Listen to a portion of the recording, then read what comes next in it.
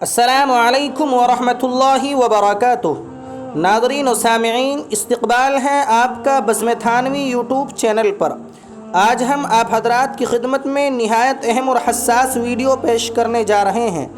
آج کا ہمارا مسئلہ یہ ہے کہ ایک انسان کو قربانی کے اندر حصے لینے سے پہلے کن غلطیوں سے بچنا ضروری ہے۔ اگر ان غلطیوں سے نہیں بچا جا سکا تو قربانی ہی ادا نہیں ہوگی۔ چنانچہ بعض لوگ یہ کوتاہی کرتے ہیں کہ طاقت نہ ہونے کے باوجود شرم کی وجہ سے قربانی کرتے ہیں کہ لوگ یہ کہیں گے کہ انہوں نے قربانی نہیں کی۔ محض دکھاوے کے لیے قربانی کرنا درست نہیں، جس سے واجب حقوق فوت ہو جائیں۔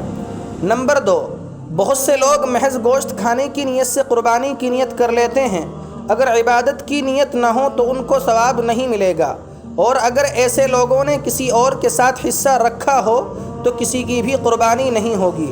نمبر 3، بعض لوگ یہ سمجھتے ہیں کہ گھر میں ایک قربانی ہو جانا کافی ہے، اس لیے لوگ ایسا کرتے ہیں کہ ایک سال اپنی طرف سے قربانی کر لی، ایک سال بیوی کی طرف سے کر دی، ایک سال لڑکے کی طرف سے، ایک سال لڑکی کی طرف سے، ایک سال مرحوم والد کی طرف سے، ایک سال مرحومہ والدہ کی طرف سے۔ خوب یاد رکھنا چاہیے کہ گھر کے جتنے افراد پر قربانی واجب ہو ان میں سے ہر ایک کی طرف سے قربانی کرنا واجب ہے۔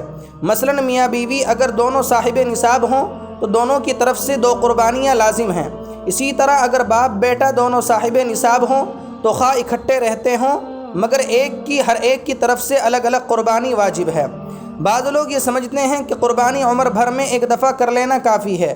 یہ خیال بالکل غلط ہے، بلکہ جس طرح زکوٰۃ اور صدقہ فطر ہر سال واجب ہوتا ہے، اسی طرح ہر صاحب نصاب پر بھی قربانی ہر سال واجب ہے۔ بعض لوگ گائے یا بھینس میں حصہ رکھ لیتے ہیں اور یہ نہیں دیکھتے کہ جن لوگوں کے حصے رکھے ہیں وہ کیسے لوگ ہیں۔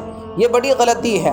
اگر 7 حصے داروں میں سے ایک بھی بے دین ہو یا اس نے قربانی کی نیت نہیں کی بلکہ محض گوشت کھانے کی نیت کی تو سب کی قربانی برباد ہو گئی۔ اس لیے حصہ ڈالتے وقت حصہ داروں کا انتخاب بڑی احتیاط سے کرنا چاہیے۔ والسلام علیکم ورحمۃ اللہ وبرکاتہ۔